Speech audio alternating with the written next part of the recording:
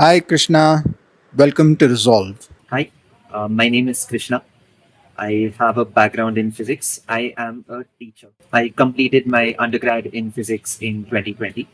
Um, like for most people, COVID uh, messed with my plans of going forward with a master's degree at the time. I needed to get a job. I started by putting out word amongst people that I knew that I was ready to take tuitions for their kids. If they knew anybody in high school who wanted help with math or physics, I said, I'm interested in helping you.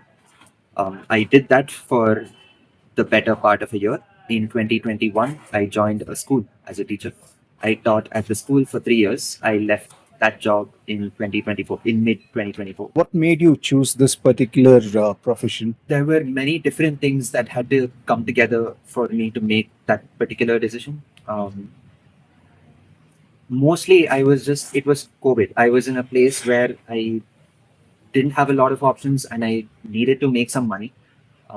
The very obvious option for me would have been to go for some kind of corporate office setting, have a really great salary, do a 9 to 5. I did not want to do that because I'd seen somebody close to me go through that process and it just seemed very stressful and I didn't want to go through that. I was specifically looking for something human to do. Uh, that was important to me, that there was a human interaction aspect of my job. I knew that I only function well when I'm working with people. Like the work is involved with people, not abstract work, but just doing it as a team. So I chose teaching because that seemed to me the right balance of the knowledge that I'd already acquired from my degree and something that's also people related. So, teaching, was this a recent development, or was this always part of the plan while growing up?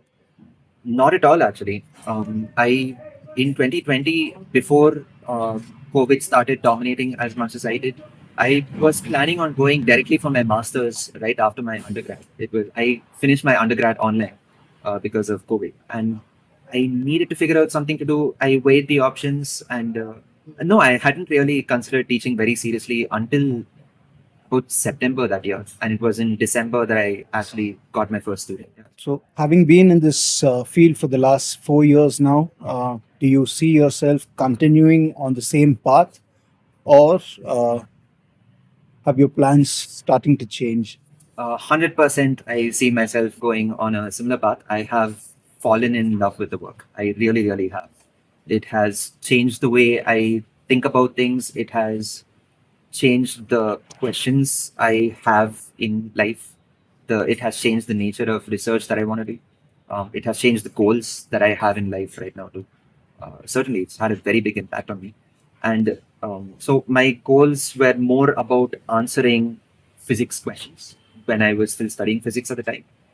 After I started teaching physics, the process of communicating it became much more interesting to me than the physics itself. So I really want to investigate that process a little deeper. Uh, Beyond that, I also think there is a lot of work that needs to be done in the education sector in India. I think, yeah, to put it mildly, education is lacking in India in quality. And I would like to work on that, whether it means curriculum design, whether it means teacher training workshops, whether it means you know, restructuring the way we do exams. I mean, there are different levels of it that need to be addressed, but these are things that I want to address. And this has come about because I have spent time teaching. Could you just talk to us a little bit more in detail regarding what could be improved in the educational sector? Why do you feel that there is a need for improvement? I think the simplest way to answer that question would just be from my personal experience. And I know that my personal experience in high school is was very common to a lot of people. I went to IIT for classes. I was supposed to study engineering. I was supposed to go through that whole process of things, which is like very commonly expected of like people from the kind of just a lot of people honestly in India. Um, if you trace back to why this is, it's because many whys, but education is motivated by economics. So engineers make money, uh, lawyers make money, doctors make money. So parents want the best for their kids, which usually means making more money, which usually means go study engineering, go be a doctor. Um, that is just a misconception of what education should really be all about. This is 100% my opinion, but I really think education is about the betterment of the individual, betterment of the society through the betterment of the individual, um, having more diverse goals than material success. I think education has the power to be that impactful. Education is really a cornerstone of all societies. It's intrinsic. Non-human societies have education too, right? All animals pass on some kind of knowledge to their kids as well. We're just participating in that larger system. So education is just not enriching enough for kids. I'll address a different side of it. Schools, the average school is designed to be an 8:30 to 4 o'clock affair. Um, that segues very naturally for a child into becoming an office goer, into a 9 to 5 office goer. That's beneficial for the companies who need 9 to 5 people to, make their profits, go through the politics of corporate life and all of that. But at the moment, I don't think that's making our society very healthy. In fact, I think people are becoming more unhealthy. It's harder to bring health into a lifestyle when you have to balance that whole stress of it. I think we can remodel how work works, we can remodel how labor works. And yeah, I'm talking about many large scale changes. I'm interested at tackling the education end of things. I think we can genuinely create cultural changes that are necessary in our culture Mm. through education. So, it's a bit of a cliche to say that um, the kids of today are the people of tomorrow and such, but that's that's pretty significant because we're creating the world of tomorrow when we're teaching. And if we want to hope for a better tomorrow, better work for it too. You mentioned that this uh, the stream of work has changed, or rather, you evolved in the way you're asking questions. You've evolved in the way that you're thinking. Could you just go into that in a more detailed manner? What changes do you see internally as a direct result of being in the teaching field? This is a bit of a complicated story, if that's okay. That's okay. Yes. The reason I ended up studying physics in the first place was because my parents, community at large, wanted me to do engineering. I put my foot down when I was in 11th grade and I said, no, I can't do this anymore. I'm not going to do it. So the ultimatum was given to me. You can either do physics or math. My parents, my family in general, not general, my parents are from accounting backgrounds. They really don't know or care much for the sciences. I don't think they'd be offended by that. They really don't know or care much for the sciences. That's just true. Um, I have been interested in the sciences, which has been a departure from the way my parents think. So I could not really get guidance from them on that matter. I would look elsewhere for guidance. I said, all right, fine, physics it is. So I did physics. Fortunately, I went to a really good university. I went to Azim Premji University, and there they encourage um, holistic education. Holistic's not the right word. What they practice, they call it liberal education. The idea is to put as many options on the plate for a student as possible. And the student can then select which of those is genuinely connecting for them. In my time at Azim Premji, I actually found that what I thought was scientific thinking in myself actually turned out to be philosophical thinking. I became very interested and active in the philosophy club at APU while I was there. In my third year, I was actually running the philosophy club, despite being a physics major. Um, I had decided by the end of my degree that I, in fact, wanted to pursue my master's not in physics, but in philosophy of science. Even today, I am done with studying physics. I am interested in studying the philosophy of how it operates. So I want to get to know what is the mechanism the social mechanism that drives the creation of knowledge. That's, yeah, put it in a nutshell. That's kind of what I want to understand. Okay. So that is something that I already developed. That is something I already developed when I was in college.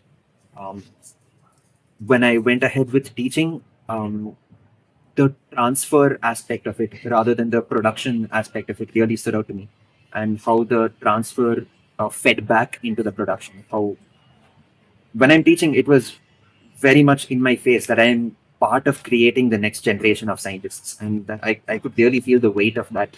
I do feel the weight of it when I'm doing that job, and it's very fascinating, and I want to. It's a great feeling, and I just want to try to understand it a little better. So that's that's so it started from philosophy of science, um, but rather, and what teaching has done is narrow it further into uh, transfer of scientific knowledge. So, how is the production linked to the transfer? How does the transfer lead back to the production? If I'm studying about scientific paradigms and paradigm shifts, um, what does that mean for education? What does that mean for curriculum design? What does that mean for pedagogy? These are the kind of questions that I developed after I taught. So I guess it was more general earlier, and it became more focused with my experience teaching. My understanding, teaching anybody cannot be easy. It requires a lot of patience, a lot of tolerance, a lot of empathy. Um, so, what are some of the challenges that you face when you're teaching children, and how do you overcome these challenges on a day-to-day basis? Challenges appear differently in different teaching scenarios. I will talk about my current moment teaching. At the moment, I do tuitions. I do home tuitions. I go to people's houses and I teach them. Um, it's very pleasant. It's a lot of fun. I started off by teaching classes online.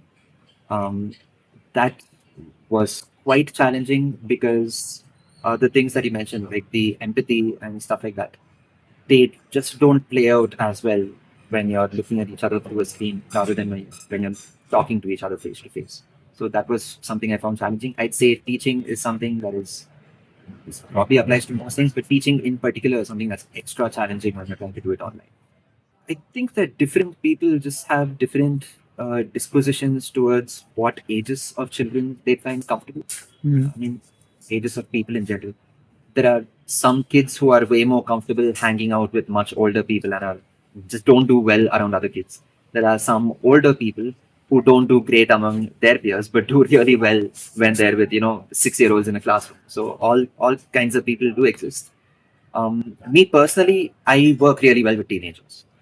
I work really well with classes 9, 10, 11. Yeah, that's why I gravitated towards that because it felt right somehow.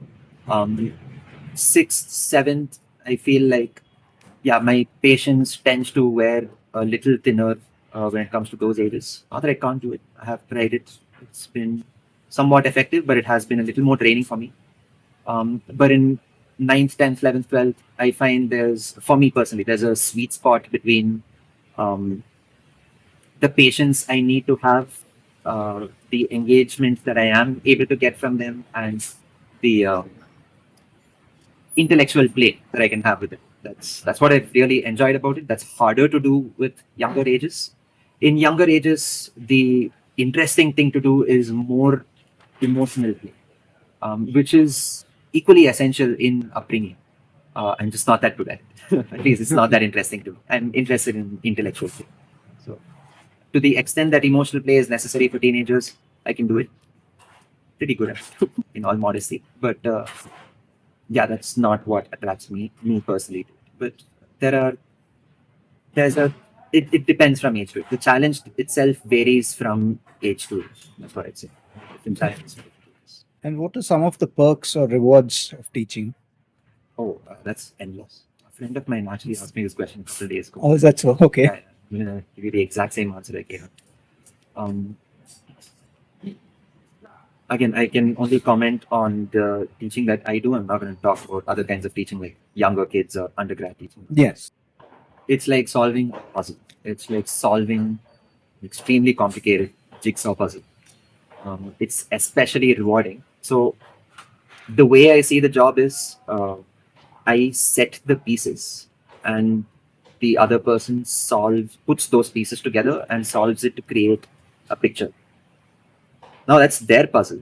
My puzzle is choosing how to arrange the pieces and which pieces to arrange. The rewarding moment comes when they solve the puzzle, because when they solve it, that means I have arranged the pieces correctly for that person. So I have solved the puzzle of giving them that puzzle. And the same satisfaction you would get from solving a puzzle, I get by watching somebody else solve the puzzle that I've set for them. And learning, it's in physics and maths, happens in a lot of, in the ages that I'm teaching physics and math, happens in a series of clicking moments. One thing clicks, then you take that piece and you put it with another piece that's clicked earlier, and something else emerges out of that. You go, whoa, conservation of momentum can be derived from Newton's laws. That's so cool. So that's, yeah, it's the, when somebody appreciates the cool factor of it, which I already appreciate, I feel like I've shared something with them. I feel like I've shared something personal and meaningful with them. That's the most rewarding aspect of it for me. Okay. And one final question. Yeah. Teaching in general means that you're playing a part in shaping the future of that individual. Does that put a lot of pressure on you, and how do you deal with it? Um, as a teacher, I think in the way society is structured today, where the role of the teacher is separated out from the role of the upbringer in general. The teacher is sort of secondary, tertiary, quaternary upbringer in that sense. Just throwing words around. We'll get on it. In this kind of structure, I don't actually feel like there's a lot of pressure in upbringing per se, because the structure, I won't even say individual people are clear about this. Individual people are clear about this because the structure is clear about this. My role is only concerned with one particular subject in a whole array of subjects that they have in, a whole life that they have, a whole huge number of classes that they attend. Mine is like probably 1/20th of all the inputs they're getting. It's a small amount. It's a small amount of time that I get with them. But I think the significance of it varies depending on the personal relationship you can have with that kid. It's a very human thing. So I feel the pressure more when I feel like the kid is looking up to me more. If there's a kid who just doesn't care very much, I feel more chilled out. So the pressure doesn't come from anywhere except uh, within the relationship itself. Like, the kid is holding me up to certain standards, and those standards may be higher than my own personal standards. So I am pushed to raise myself. It's a good thing. I am pushed to be a better person because of that pressure. But yeah, that is the nature of the pressure. Okay, I just thought of another question. Yeah, yeah. So when I take myself back to my educational days, I found physics very boring. And Yeah, I actually, I understand. love physics. Interestingly, Okay. yeah, very ironic that I'm here. So one of the reasons probably that I didn't enjoy it back then was probably the person who taught me. It seemed too boring. Do you do something differently to hold the attention of students? Because either this experience here could lead the path for them to take up this field or draw some interest towards the field, or it could probably take them the other direction of, Push them away from the yes, field. push. Yeah, yeah, totally, totally. Do I do something in particular? Um,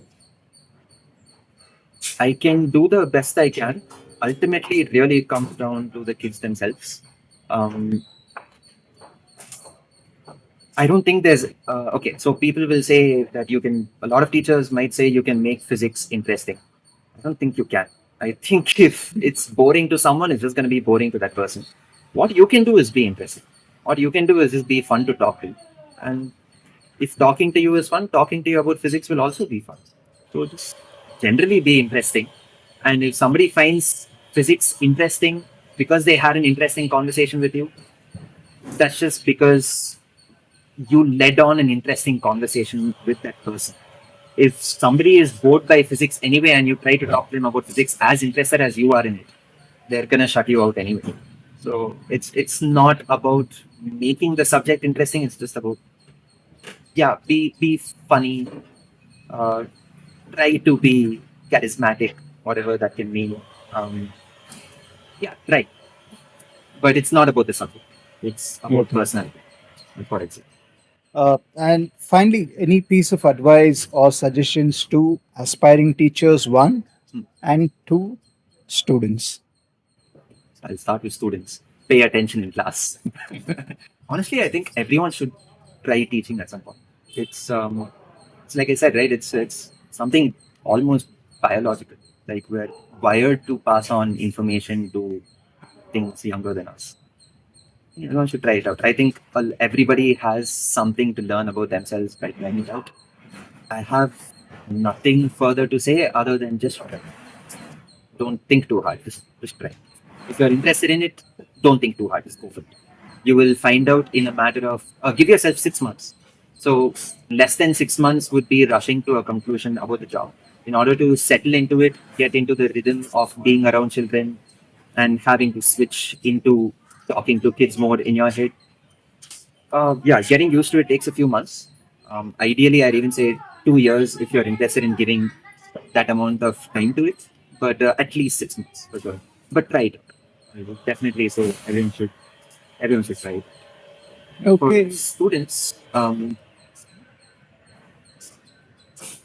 I got nothing to say for students. I think I'm too descriptivist about students. Students are just going to be students. So if you're a student, yeah, just keep going. That's enough. If you survive, you've done it successfully.